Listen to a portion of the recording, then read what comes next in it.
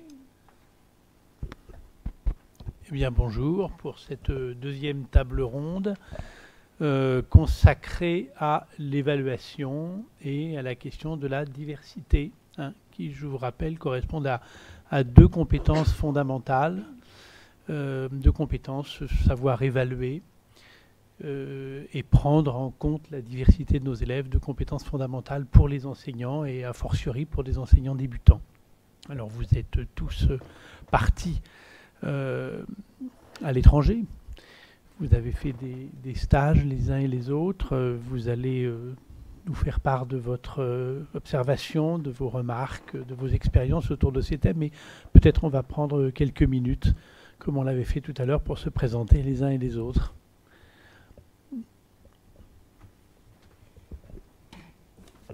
Je vais m'approcher du coup. Bonsoir à tous, donc Nafissa Zahraoui, je suis professeure des écoles maître formateur dans une école de Blois et j'ai eu l'occasion à plusieurs reprises d'accueillir dans ma classe des étudiants et aussi une fois un professeur formateur, donc pour des stages de 4 semaines et plus. Bonjour, je m'appelle Sophie Charbonnier, professeure d'anglais. Je suis partie 4 semaines en Écosse dans une école en secondaire. Dans le département anglais. Voilà. Bonjour, je suis Mouche Jessica, donc je suis partie 4 semaines à Linz, en Autriche, et donc je suis professeure des écoles stagiaires à Olivet. Bonjour, je suis Marie Boulanger. Alors moi je suis partie à Dundee, à Braveview Academy, pendant 2 semaines et demie, et je suis professeure de lettres classiques à La Châtre. Dans l'Indre. Merci à toutes. Alors écoutez, je vous propose de commencer. Oui. Oui, c'est bon. Je vous propose donc à toutes de commencer. Qui veut prendre la parole sur ces deux questions qui sont, à vrai dire, des questions, des thèmes croisés, la question de l'évaluation et la question de la diversité. Qu'est-ce que les unes ou les autres, mais toi aussi, Nafissa, vous avez à nous dire en rapport avec vos observations, vos expériences dans les écoles? Oui, je peux commencer. J'ai préparé un diaporama qui est sur ma... Ah oui, merci.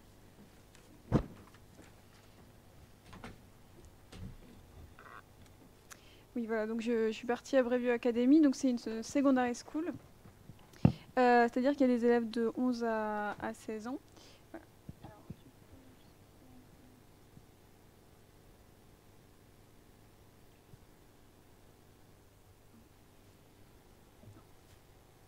Voilà, donc c'est la Braveview Academy.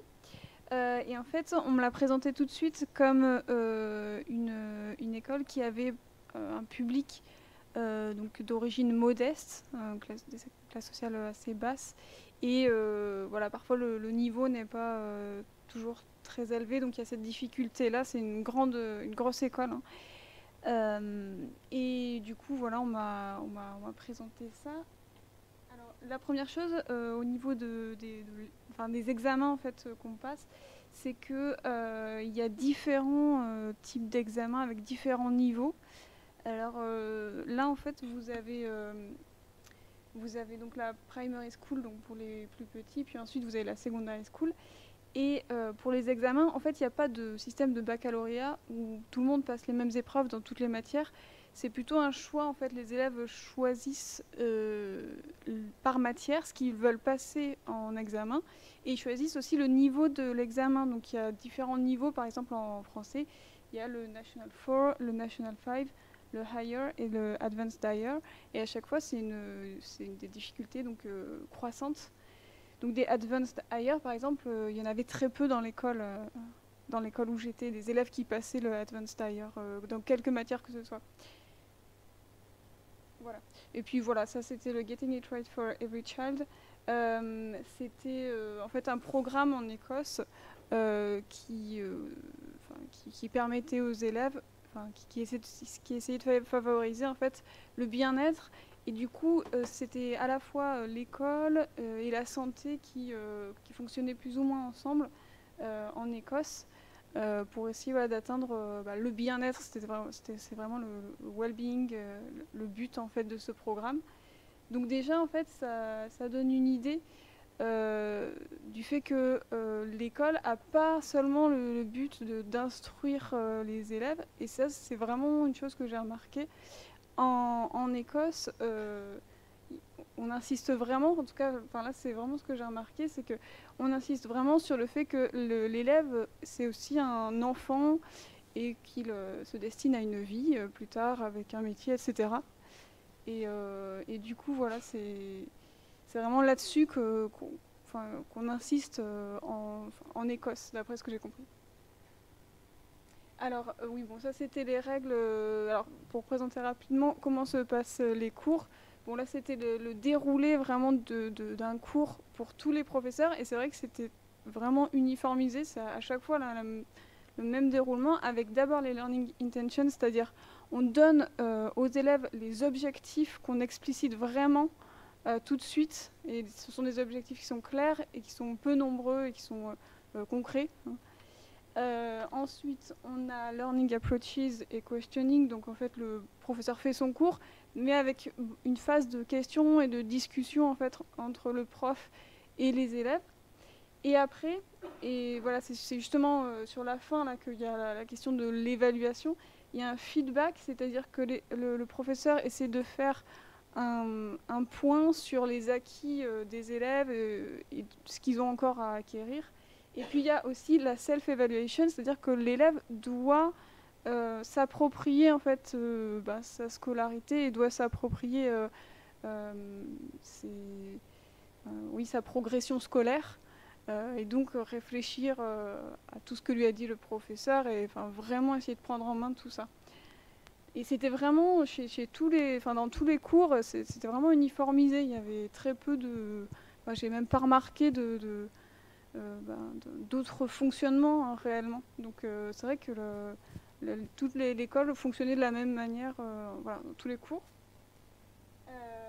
Voilà, oui, puis ce que j'ai remarqué, surtout, on a cet aspect très uniformisé, et puis pour les élèves, on donne vraiment une méthodologie extrêmement claire, et on a notamment beaucoup d'affichage sur les murs des classes. Là, j'étais dans une classe de Home Economics. C'est en fait, on apprend dans ces classes-là à faire des tâches du quotidien, donc là c'est de la couture.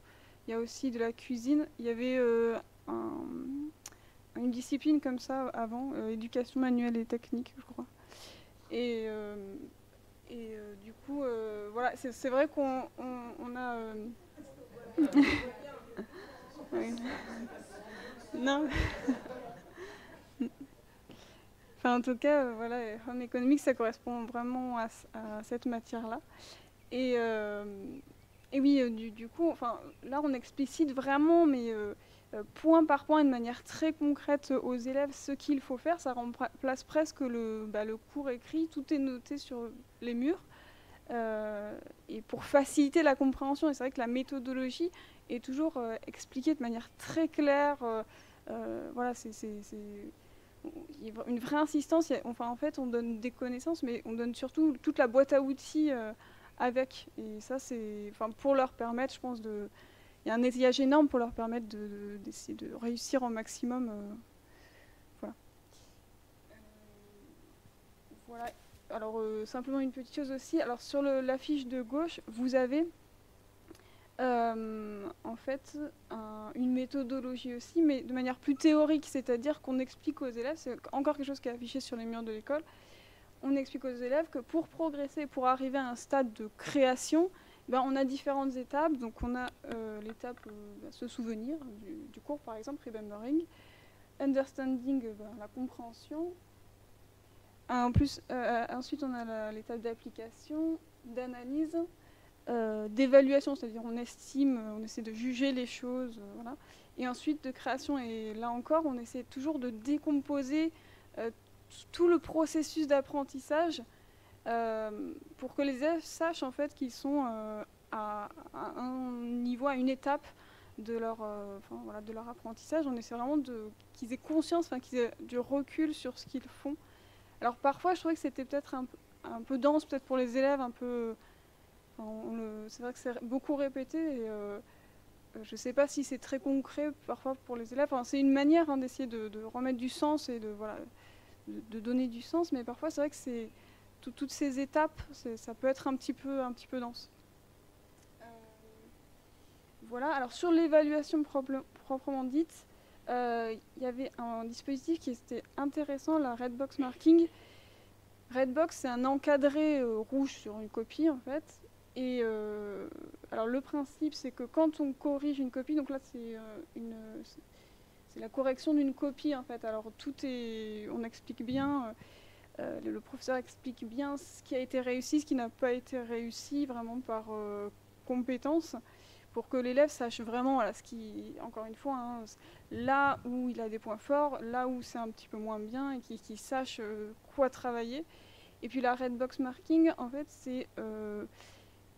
alors plutôt que de noter, en fait, simplement, il faut faire des réponses plus détaillées, ben, on va créer un encadré avec une nouvelle consigne, donne 2 nouveaux exemples pour corroborer ta réponse, enfin pour donner une réponse plus précise, et l'élève doit, dans l'encadré, écrire ces 2 nouveaux exemples comme ça, c'est concret, et il peut tout de suite retourner sur sa copie et la modifier et l'améliorer. Donc ça c'était pas mal, moi j'avais réutilisé ensuite avec ma classe, et ça je trouvais que c'était bien, parce que ça permet que l'évaluation ne soit pas le point final en fait de l'apprentissage. Voilà. Et puis dernière chose que j'ai remarqué, c'est que donc il y a toute cette méthodologie qui est toujours très claire, et on n'apprend pas donc seulement aux élèves des connaissances, des connaissances dans des différentes matières. J'ai remarqué aussi que on leur apprenait finalement à acquérir des compétences qui leur seraient utiles, notamment au travail. Et il y avait beaucoup d'affiches qui finalement préparaient au monde de l'entreprise dans l'école. Donc là, par exemple, quelles compétences as-tu développées, as-tu utilisées aujourd'hui? As-tu été un leader? Donc est-ce que tu as pris des initiatives? Est-ce que tu as délégué le travail? Travailler avec les autres, ça aussi c'est une compétence qui est très travaillée, mais ça prépare finalement au monde du travail. Et c'est vrai de toute façon l'école britannique, j'ai trouvé, était beaucoup plus insérée dans la société et préparait vraiment à la vie future et à la vie au travail. C'est moins une bulle en fait qu'en France. Et d'ailleurs il y avait un partenariat avec Michelin à Dundee, puisqu'il y a une grande entreprise Michelin. Donc là aussi c'était affiché sur les murs, encore une fois. Oui, il y a le Support for Learning, et puis après j'aurai fini. Qui est en fait c'est une salle en fait où les élèves peuvent se rendre. Il y a de l'aide qui est proposée pour les cours, pour les élèves en difficulté. Mais c'est aussi un espace de vie, un espace chaleureux, parce que ce ne sont pas des professeurs qui tiennent en fait le Support for Learning, et ils essaient d'encourager les élèves, d'entretenir un lien de confiance. Et là encore, j'ai remarqué que l'école était pas seulement un lieu d'apprentissage, mais alors apprenait un peu aussi les clés pour vivre au jour le jour. Par exemple, là, sur la fiche de gauche, on nous donne 10 façons pour que les gens nous aiment bien. Donc dire bonjour, sourire, se tenir droit par exemple. Et voilà, après l'autre affiche c'est vis-à-vis des réseaux sociaux. Mais voilà, encore une fois, j'avais trouvé que effectivement c'était tout de suite dirigé en fait sur la vie pratique et la vie ensuite aussi dans l'entreprise. Voilà, donc stage très riche, qui permet de mettre en perspective les choses qu'on fait ou qu'on ne fait pas en France, et ce qu'on fait ou ce qu'on ne fait pas en Écosse. Donc voilà, je remercie tous ceux qui y ont contribué. Merci beaucoup. Je me tourne vers une autre étudiante, une autre stagiaire. Est-ce que vous voulez nous faire part de votre expérience? Oui, j'ai aussi un PDF. Allez-y. Bon, moi aussi, je suis partie en Écosse. Du coup, voilà une belle photo du départ et de l'Écosse vue de l'avion. Je suis aussi partie faire mon stage à Dundee pendant 4 semaines dans une école en secondaire qui s'appelle la Morgan Academy. Une très belle école qui ressemble un peu à Poudlard. Donc je passe quelques photos de Dundee. Voilà.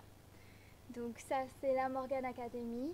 Elle comprend 933 élèves, donc c'est une grosse école. Et cette école-là accueille des élèves de milieux plutôt défavorisés. Du coup, plusieurs choses ont été mises en place pour aider tous ces élèves. D'abord, on a le petit déjeuner qui est offert. Donc, tous les matins, les élèves viennent, ont droit à un jus d'orange ou un jus de pomme et 2 toasts ou plusieurs, tout dépend si les autres en prennent ou pas. Et les professeurs peuvent manger avec eux en fait. Donc ils se retrouvent dans ce hall ensemble et puis ils discutent.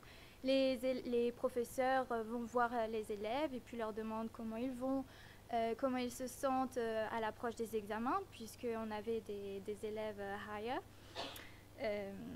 qui passaient leur final exam. Et justement, ils étaient tous stressés. Du coup, la personne qui était en charge de mon stage, qui est la directrice du département anglais, allait donner des petites cartes de soutien à ses élèves pour leur dire ça va bien se passer. Enfin, c'était vraiment super comme accueil. Donc cette Morgan Academy est une école qui accueille justement un public très diversifié. On a des élèves un peu plus riches, de milieux plus riches et plus défavorisés. Et tout ceci se retrouve aussi dans le fonctionnement de l'école. On a 3 étages dans cette école. Le dernier étage, donc celui qui est plus élevé, est l'étage où on va soutenir tous les élèves. Si par exemple ils ne se sentent pas bien dans la classe, parce que quelque chose n'allait pas chez eux ou dans la classe, ils vont au 3e étage, demandent à leur professeur évidemment, sortent, et puis ils vont parler, un peu comme s'ils vont chez le psy. Et ils peuvent aller se reposer dans une petite salle pour eux, faire un peu de yoga pour réfléchir, déstresser. Vraiment un système très intéressant. Et pour les élèves un peu plus compliqués, un peu plus énergiques, le dispositif est différent. Cette école, comme elle accueille beaucoup de personnes défavorisées, ne veut pas exclure les élèves compliqués. Du coup, à ce 3e étage, il y a une salle où l'élève a le droit de venir, pas en classe, mais il peut étudier, réfléchir à ce qu'il a fait et pourquoi il a été exclu des classes. Et après, au bout d'un certain temps, peut-être 1 mois, 2 mois, parce qu'il faut quand même qu'il réfléchisse, il n'a pas envie d'aller en cours, les profs ils s'en foutent, enfin bref. Et bien petit à petit, il se dit, c'est vrai que j'aurais pu faire autrement, j'aurais pu écouter, c'est vrai qu'ils veulent quand même m'aider, et puis chez moi ça se passe pas non plus très bien, donc voilà. Et il retourne en classe en fait, et puis il recommence à réapprendre. Il reste pas non plus des anges, faut pas exagérer. Mais ce système les aide à retourner en classe, et ça c'est super. Quant aux autres élèves, niveau comportemental, plus timides, les professeurs utilisent des systèmes que nous, on pourrait utiliser en classe, par exemple le travail collaboratif. Et tous les professeurs en Écosse, non pas tous, mais la quasi-totalité des professeurs mettent ça en place. Parce que des élèves qui sont... qui marchent très bien, qui ont confiance en eux, vont aider, pousser les élèves à travailler dans ces systèmes de groupe.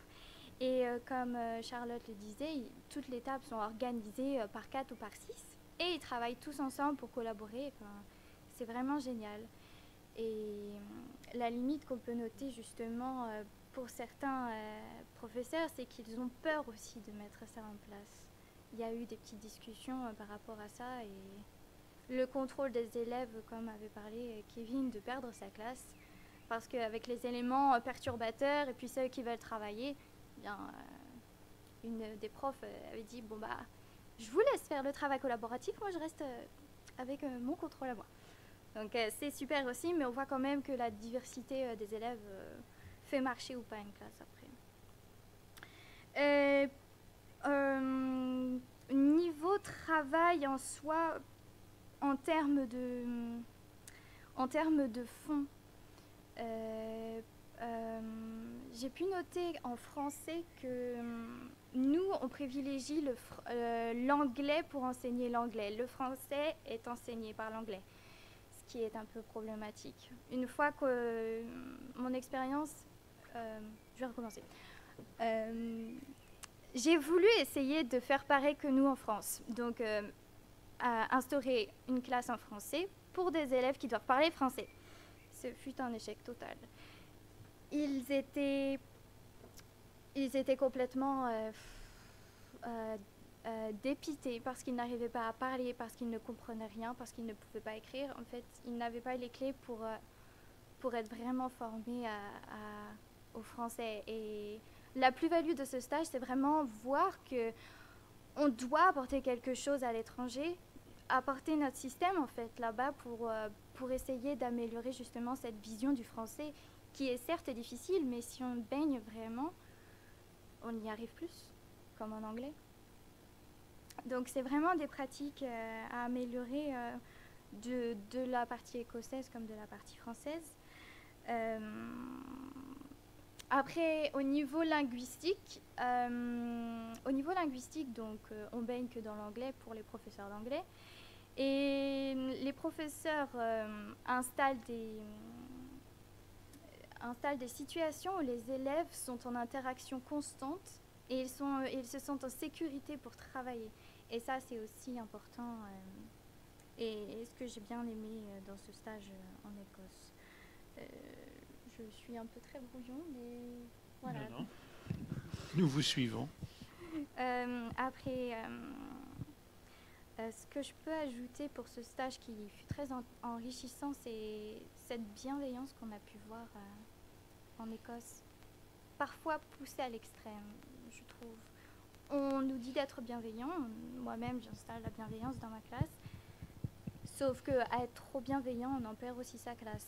Les professeurs, comme ces élèves sont de milieux défavorisés, utilisent peut-être un peu trop cette excuse pour dire qu'il faut être quand même bienveillant, mais un cadre a quand même besoin d'être installé. Vous voulez dire que c'était un peu le bazar dans la classe? C'était un peu le bazar et du coup j'ai un peu dit au professeur, je vous trouve... je vous félicite pour votre patience parce que vraiment c'est énorme quand même. C'est beaucoup de bruit et il travaille mais il y a trop de bruit. On ne peut pas non plus travailler de façon efficace quand il y a trop de bruit dans la classe. Enfin, je pense. Et à trop de bienveillance, il manque de limites. Mmh. Bien. Vous avez beaucoup insisté sur le fait que c'est une école qui accueillait majoritairement des enfants de milieux défavorisés. Est-ce qu'il y a une vraie mixité sociale dans les écoles, souvent en tout cas en Écosse, ou est-ce que les écoles sont très différenciées selon les origines des enfants? On le disait beaucoup de l'Angleterre, de l'école anglaise. Qu'en est-il en Écosse? Je ne peux pas parler pour toute l'Écosse. Cependant, je peux dire qu'à Dundee, la population déjà n'est pas très favorisée parce qu'il y a beaucoup de chômage dans cette ville et ceci impacte les écoles et la venue des élèves. Donc généralement, le public est assez défavorisé. Est-ce qu'il y a une école de type privé, par exemple, alternative pour les enfants de la classe moyenne ou favorisée qui voudraient échapper, comme cela existe en France, à cette mixité? Je pense qu'ils sortent de Dundee et qu'ils vont ailleurs. D'accord. Parce que généralement, les élèves de cette école n'aiment pas Dundee. Enfin, j'ai demandé de faire un travail justement parce que je leur ai présenté Orléans comme une ville attrayante sous la forme d'un texte littéraire pour convaincre. Et le but après, c'était qu'eux fassent pareil sur la ville de Dundee. Et chaque élève a dit, mais pourquoi on fait Dundee? On ne veut pas Dundee. Donc, ils cherchent plus à partir qu'à rester là. Parce qu'il n'y a pas de travail, parce que voilà. Merci. Je me tourne vers vous.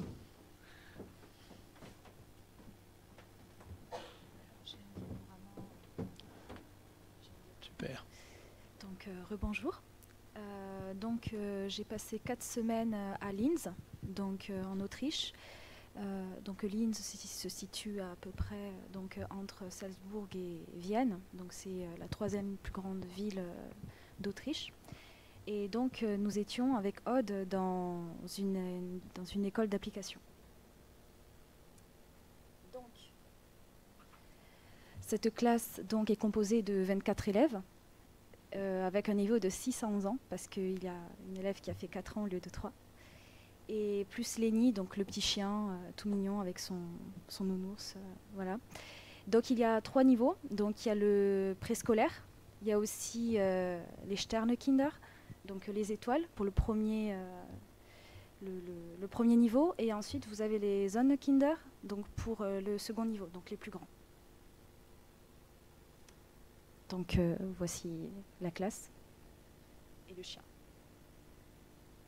Alors, pourquoi la Gelbe Klasse est-elle intéressante pour traiter du sujet de la diversité du public? Alors, la Gelbe Klasse, c'est le nom qui a été donné à la classe. Donc, il donne des noms de couleurs. Donc, tout d'abord parce qu'il y a 3 niveaux, comme nous l'avons vu. Et il y a aussi des élèves en situation de handicap dans cette classe. Alors, pas forcément un handicap moteur, mais plutôt un handicap mental. Ce qui est quand même assez difficile pour les enseignantes à gérer. C'est une classe aussi qui est très multiculturelle, au niveau des origines. Aude nous a parlé de 19 origines. Et aussi de la religion, parce qu'il y a des cours de religion. Voilà, donc pour les musulmans, pour les catholiques, et ceux bien sûr qui sont athées vont au parc ou pendant 1 heure font des activités extrascolaires entre guillemets. Vous voulez dire des cours de catéchisme, pas de catéchisme. L'histoire du fait religieux? Non, c'est vraiment des cours de catéchisme. Voilà. Donc ça s'appelle religion. Voilà. Et on a aussi des élèves allophones, dont un petit Syrien qui n'a pas été scolarisé, enfin qui a très peu été scolarisé et dont il faut tout recommencer. Voilà. Donc il y a beaucoup de différenciation, c'est ce qui m'a marqué en premier lieu dans cette classe.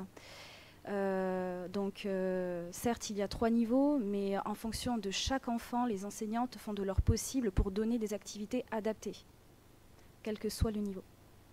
Donc,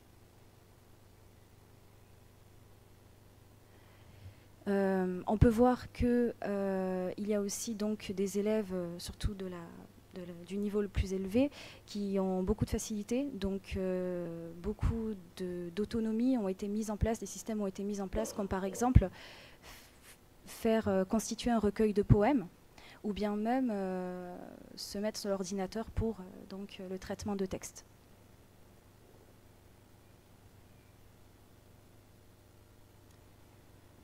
Les élèves apprennent beaucoup par le jeu. Et ces jeux sont la plupart du temps différenciés. Ils sont vraiment adressés aux 3 niveaux, comme par exemple ce système de Marel. Donc, je ne sais pas si ça peut se voir sur le diapo, oui. Mais il y a 3 couleurs. Donc, les rouges, c'est pour le second niveau, le plus haut. Vous avez le bleu foncé pour le premier niveau. Et vous avez les étiquettes un peu plus claires pour le premier niveau. Voilà, le préscolaire. Ici, vous pouvez voir le même système avec les différentes couleurs des étiquettes, et ici, de la même manière, avec les planches à roulettes. L'évaluation. Alors, c'est très spécial. Ils ont un jour dans la semaine qui est dédié exclusivement à l'évaluation. Ils ont aussi tous les jeudis matins 1 heure qui est dédiée à la révision des nouvelles notions qui ont été apprises durant la semaine. Et il y a un intervenant qui vient pour les aider. L'évaluation est aussi très différenciée. C'est-à-dire qu'en fonction du niveau dans lequel ils ont été, dans lequel ils sont, ils vont faire des travaux assez différents. Là, on peut le voir, il y a aussi ce système des 2 couleurs de feuilles. Ici, c'est un travail de copie qui a été effectué.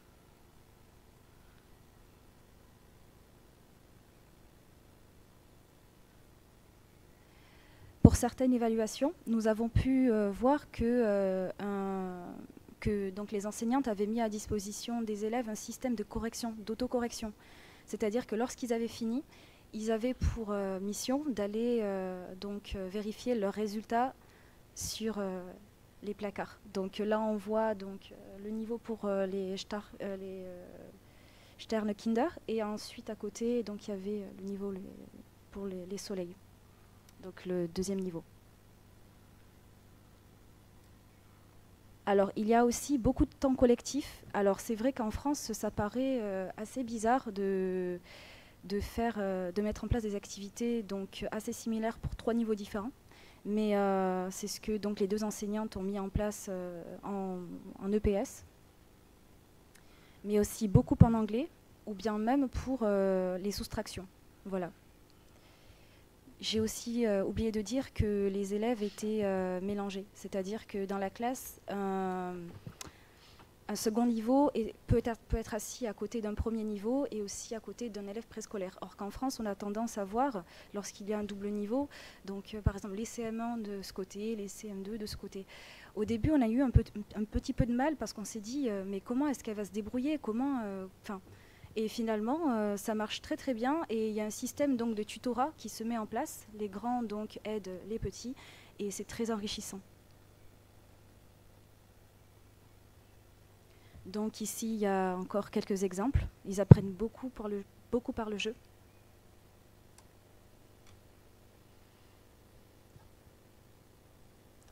Et on a pu voir aussi un système assez intéressant. Donc, ils essaient de faire ça chaque semaine.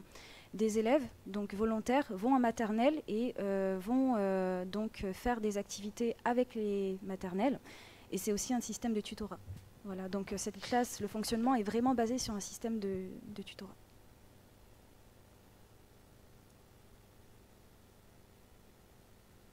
Donc les élèves, donc il y a un système aussi d'autonomie qui a été mis en place, comme on a pu le voir avec les tablettes. Et donc il y a beaucoup de jeux éducatifs. Il y a beaucoup de jeux aussi qui ont été classés, comme par exemple les petites boîtes, comme ce qu'a pu nous montrer Aude tout à l'heure, en fonction des niveaux. Donc les élèves savent à peu près, ça leur permet de s'auto-évaluer. Donc voilà. Et c'est la dernière photo donc, que l'on a prise avec nos élèves, qui est assez rigolote. Donc voilà, je tenais à la faire partager. Merci. Je vais me tourner vers notre dernière invitée. Je ne vais pas, donc, qui est enseignante depuis quelques années, qui a l'habitude d'accueillir des étudiants étrangers dans sa classe. C'est à ce titre-là qu'elle est là aujourd'hui. Je ne vais pas lui demander comment elle évalue ses élèves. Mais Nafissa, tu as des échanges avec les étudiants que tu accueilles sur ces questions de l'évaluation, de la différenciation, etc. Que te disent-ils sur ce qu'ils font dans leur pays, dans leurs écoles, et quel regard portent-ils en particulier sur ces questions, sur l'école française, ta classe et les classes des collègues dans lesquelles où tu travailles, puisqu'en général, ils tournent entre tous les enseignants, à l'école Raphaël Perrier où tu travailles.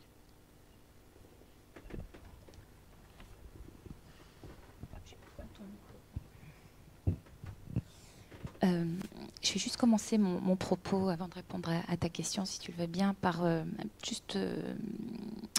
la question de la diversité. Elle se pose déjà à partir de ma propre expérience sur la diversité des étudiants que j'ai accueillis dans ma classe, issus de pays différents, des Espagnols, des Écossais, un collègue suisse, formateur lui-même.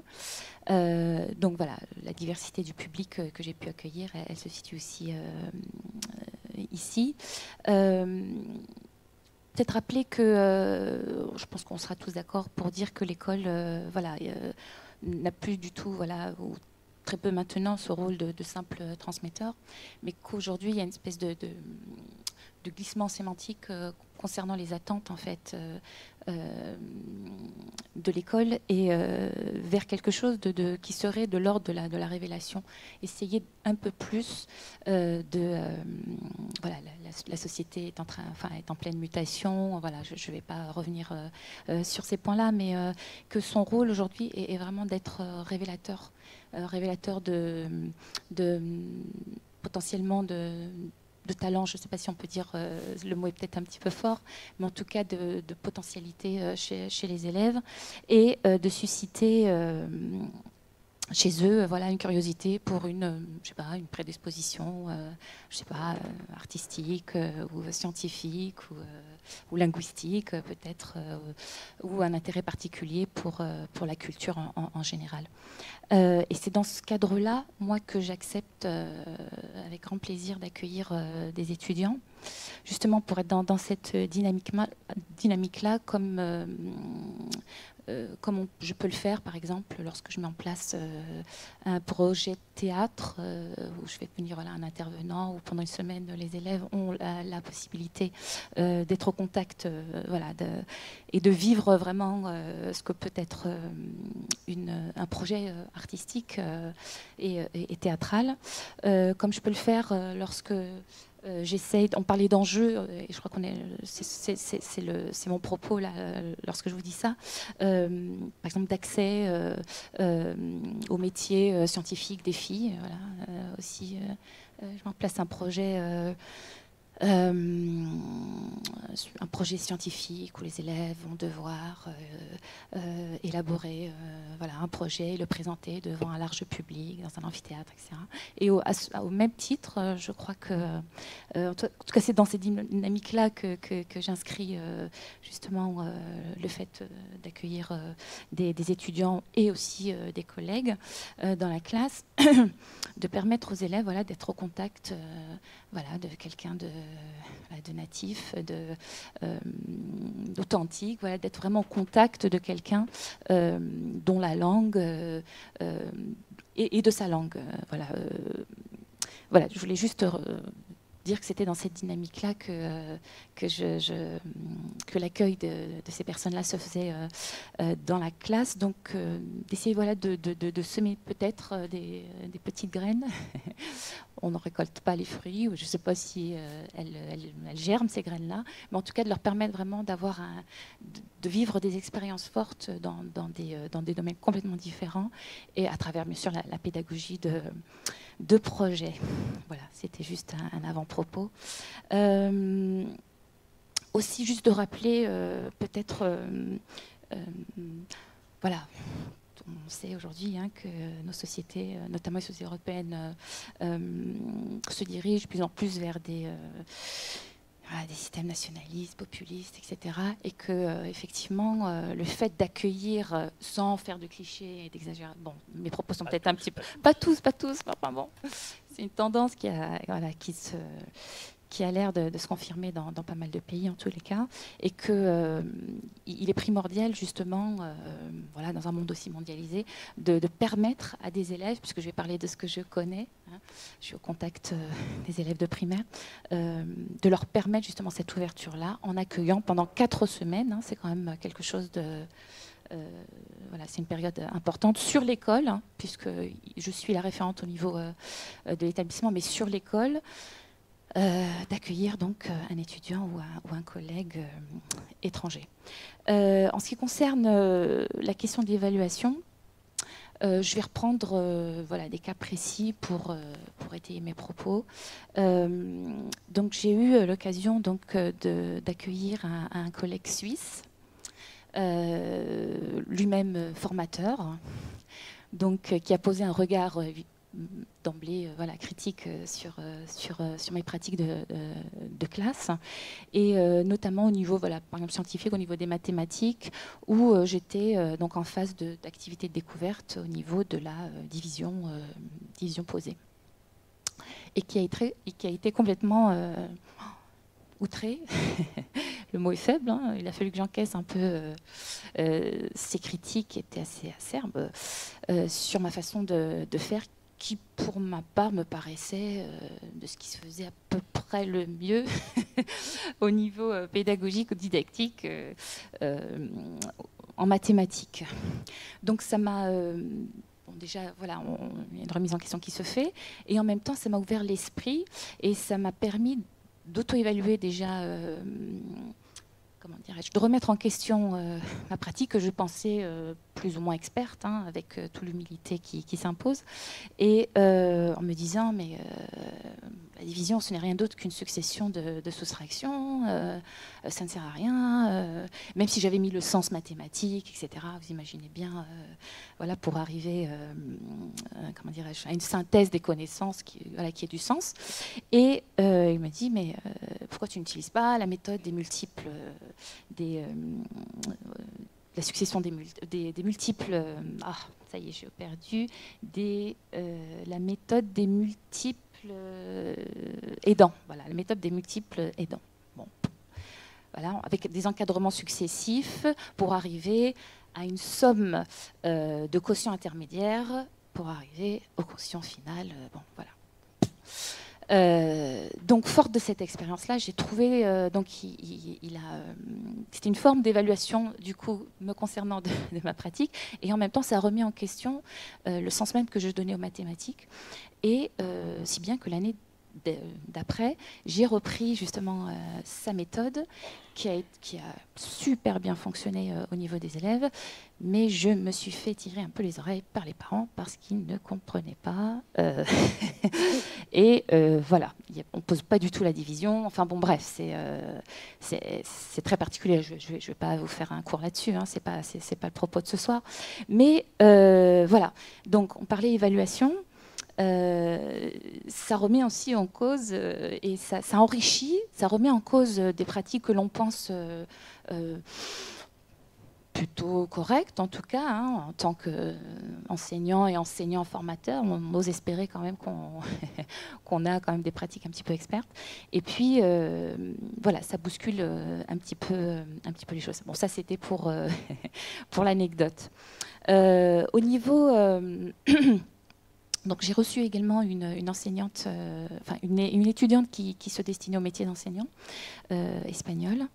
Et je voudrais juste rappeler que je trouve ça extrêmement important qu'en amont, un projet soit défini, qu'il n'arrive pas un petit peu comme ça, comme l'étudiant étranger, voilà, qu'il y ait vraiment un contact auparavant pour déjà définir que l'étudiant arrive avec sécurisé, qu'il sache ce qu'il va faire déjà dans un premier temps, et dans un second temps que son action pédagogique dans la classe, puisqu'ils sont amenés à apprendre la classe, soit la plus efficace possible, donc que ça s'intègre dans un projet de classe, voilà, que ça prenne du sens, quoi, que ses interventions, que son stage prennent du sens, voilà, qu'en amont, toutes les deux, on élabore, ou tous les deux, on élabore un projet.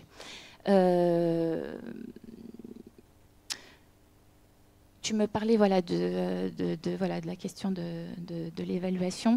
Voilà, je vais pas, mes propos vont reprendre en grande partie ce qui a déjà été énoncé, cette question effectivement, donc au niveau de l'étudiant écossais, qui était vraiment dans une démarche extrêmement bienveillante, effectivement peut-être trop bienveillante, si bien que c'est même pas c'est qu'il y avait un décalage tel déjà entre juste au niveau de l'aménagement de la classe, de la petitesse des locaux, sans parler, je ne rentre pas, comme dirait Mérieux, dans la boîte noire, de ce qui se passe dans la boîte noire de l'élève. Ça, c'est encore un autre... c'est passionnant aussi, hein, mais c'est encore autre chose. Ça a vraiment freiné, je trouve, l'appropriation qui pouvait se faire de son action, voilà, pédagogique dans la classe, etc. Vraiment, ça a été extrêmement difficile avec, je ne sais plus son prénom, j'ai plus le prénom en tête. Bon, il était extrêmement jeune aussi, donc avec très peu d'expérience, mais ça a mis un frein et voilà, je pense que comment dirais-je, les apports sont, voilà, bien sûr, sont mutuels, mais attention à ne pas enjoliver, pardon, comment dirais-je, évidemment, c'est extrêmement positif. Hein. Tu veux prendre la parole? Oui.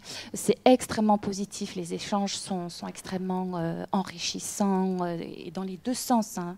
Même si, d'emblée, voilà, le fait que j'ai plus d'expérience peut effectivement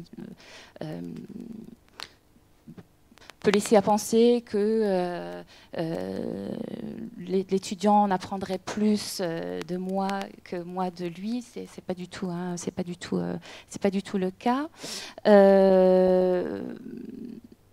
Voilà. Après, sur la question de la diversité. Donc les étudiants, je parle encore une fois de ce que je connais, ont l'occasion aussi de parcourir déjà de découvrir le système éducatif français qui est quand même foncièrement différent, pour toutes les raisons qui ont été exposées parfaitement par les étudiantes, enfin, ou les enseignants même, qui ont parlé avant nous. Voilà, de la maternelle jusqu'à l'élémentaire, voilà, on met un point d'honneur à moi qu'ils aient une vision un peu vraiment large, en leur permettant d'aller dans toutes les classes de l'école. Et ce qui, comment dirais-je, voilà, cette diversité-là, comment dirais-je, elle rentre aussi, voilà, forcément, voilà, aussi en contradiction avec on me fait signe dans la salle que le temps passe. Ah d'accord, bah, je m'arrête. Non, pas de souci. Tu fais une conclusion. Je fais une conclusion. Si tu veux bien. Oui. Donc ces expériences, elles aboutissent forcément à un bouleversement, si ce n'est des pratiques, des manières de penser son enseignement. Et elles impactent, en tout cas, elles ont impacté réellement ma manière d'envisager, d'un point de vue philosophique même, les années futures d'enseignement au sein de ma classe.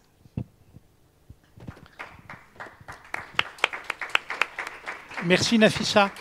Je voudrais juste dire un mot avant de tendre le micro vers la salle. On a beaucoup insisté sur les différences entre les systèmes éducatifs qu'on a eu l'occasion de visiter au travers de vos témoignages. Moi, ce qui me frappe, c'est quand même une convergence des problématiques et des valeurs finalement communes. On a parlé d'autonomie, on a parlé de la fréquence, de l'évaluation. J'ai l'impression que ce soit en France, en Écosse, en Angleterre, en Espagne, en Allemagne, est en train de se mettre en place, et conformément au sommet de Lisbonne en 2000, finalement une politique éducative européenne qui, je ne dirais pas qui lisse, parce que le terme est péjoratif, mais qui harmonise les politiques éducatives nationales. Alors, à côté de la montée des populismes, peut-être, je trouve qu'on est en train de construire, c'est l'impression que j'ai, il y a bien des différences qui subsistent, évidemment, mais une école européenne, et c'était d'ailleurs, je crois, l'objectif, et je pense que nous y participons un peu. Hein. Je pense que ces échanges sont des échanges, bien sûr, de bonnes pratiques, mais sont aussi des échanges avec cet objectif d'une vaste école européenne qui prépare sans doute à des mouvements de population. À travers de l'équivalence des diplômes, de métiers qui pourront être pratiqués par les uns, par les autres, ici et là. On est en train de nous préparer à l'école une vaste Europe des hommes qui circuleront, qui se ressembleront avec leurs différences sans doute, et qui, j'espère, pourront s'entendre mieux dans ces conditions. Voilà. Je laisse volontiers la parole à la salle, à ceux qui ont des questions à poser. À nos amis.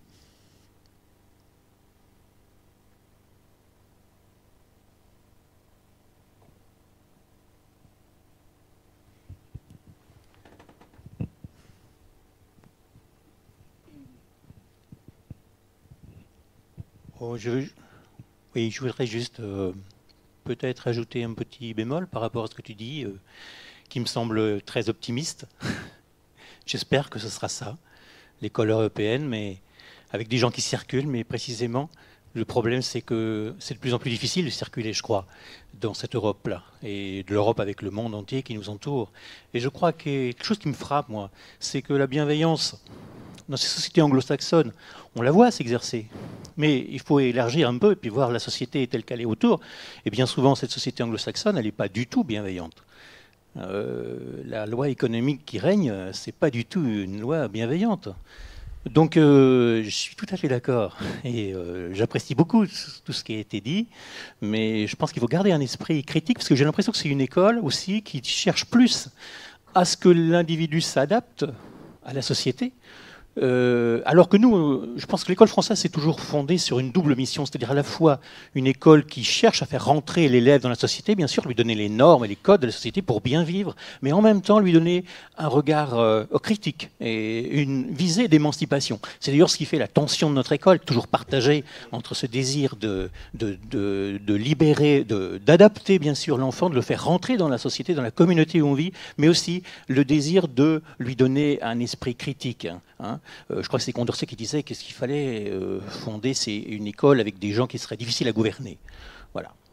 C'était juste comme ça un petit bémol.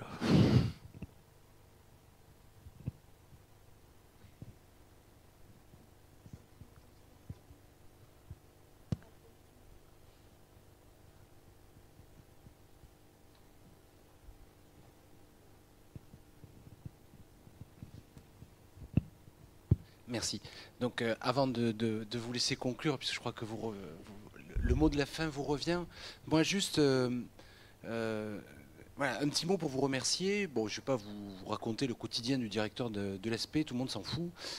En même temps, c'est un vrai bon moment, un vrai moment frais que de vous voir tous, et ça fait un bien terrible. Je pense que je ne sais pas ce que deviendra l'école, ce que deviendront les études internationales, je ne sais pas trop ce que deviendra l'ESP, on en parlera un petit peu tout de suite. Mais voilà, je trouve que vous qui sortez, jeunes, moins jeunes, vous avez commencé à changer le logiciel un petit peu de l'école. Et ça, les inspecteurs, les chefs d'établissement, les IPR, donc IEN, qui étaient l'autre jour réunis en conseil d'orientation scientifique et pédagogique de l'ESP, ça fait très pompeux tout ça, on faisait les bilans de 5 ans d'ESP. Et ils disent, mais on a l'impression qu'il y a des choses qui ont vraiment changé au niveau du logiciel. Ces jeunes, ils travaillent ensemble, ils ouvrent les portes, ils ont des conceptions fortes, en fonction de conceptions qui se construisent, ils piochent à droite, à gauche, et je pense que voilà, ça c'est un bel objectif, et c'est ça qu'on aimerait faire, arriver à construire avec vous, des gens réflexifs, c'est le mot qu'on emploie tout le temps, mais finalement c'est pas si loin de ce que disait Patrick, hein, être capable de la changer un peu la société aussi. Donc voilà, moi j'ai passé un vrai bon moment, je vous remercie, et je pense que vous allez être des gens moteur de cette école qui change et qui évolue. Voilà, je sais qu'il y a des gens qui viennent de très loin, donc je ne veux pas faire très long. Et je te laisse la parole, Annelise. Mais merci beaucoup à tous, parce que voilà, c'était chouette.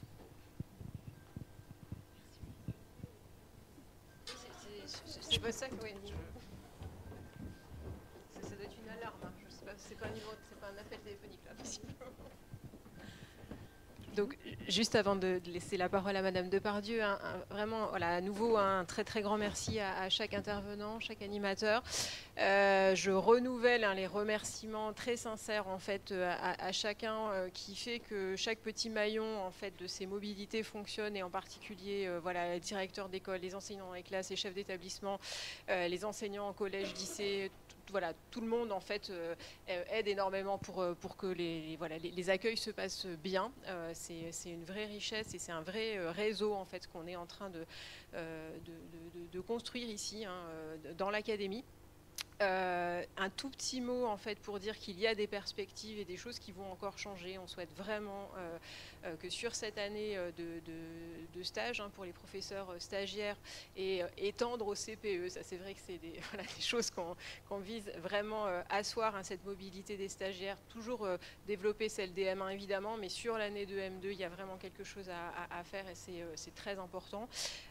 D'autres éléments qu'on va essayer de développer sur des mobilités plus courtes, qui sont les séjours d'études, qui font peut-être un peu moins peur aussi pour les étudiants quand ils préparent le concours, se dire bon, c'est pas partir 4 semaines à l'étranger, mais c'est partir en fait avec un enseignant de l'ESP sur une semaine ou 10 jours en fait sur un séjour organisé par des partenaires dans un autre pays en Europe, donc avec un coût qui est moindre et puis un temps qui est pris sur le temps de formation qui est moindre aussi, mais qui permet, si c'est bien ciblé aussi, d'avoir une vraie formation et quelque chose de très dynamique et de positif aussi sur ce temps-là. Donc ça, c'est voilà, des perspectives que l'on a.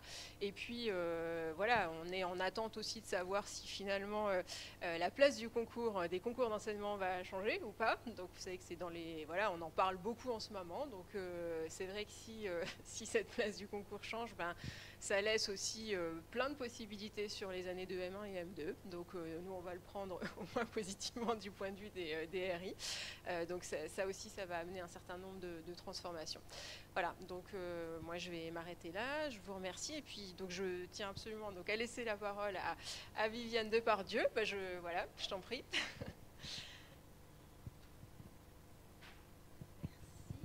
Vous me faites l'honneur du mot de conclusion. Ce n'est pas une tâche facile, mais je vous en remercie. D'autant que j'avais signalé que ma participation, dont je vais vous parler un petit peu hein, dans l'accueil des étudiants, est tout à fait modeste. Donc, bon. J'ai relevé, en vous écoutant les uns les autres, quelques idées qui me semblent très intéressantes. Merci beaucoup à vous pour ces témoignages. Je trouve qu'on perçoit que vous avez su dépasser le stade de l'étonnement, qui est un stade par lequel on passe systématiquement dans ce type d'expérience, et que vous avez su vraiment tirer parti de vos observations. Aujourd'hui, on en a eu la preuve par l'analyse dont vous nous avez fait part. Moi, j'ai également apprécié, et puis c'est une conviction personnelle que j'ai, l'éclairage réciproque que peut susciter ce type d'expérience. C'est-à-dire que lorsque vous vous rendez dans une classe à l'étranger, vous prenez énormément, mais on a bien compris aussi que vous apportez beaucoup de choses. Hein. L'une de vous a souligné le rôle d'ambassadeur hein, que vous aviez lorsque vous êtes dans ce type de séjour.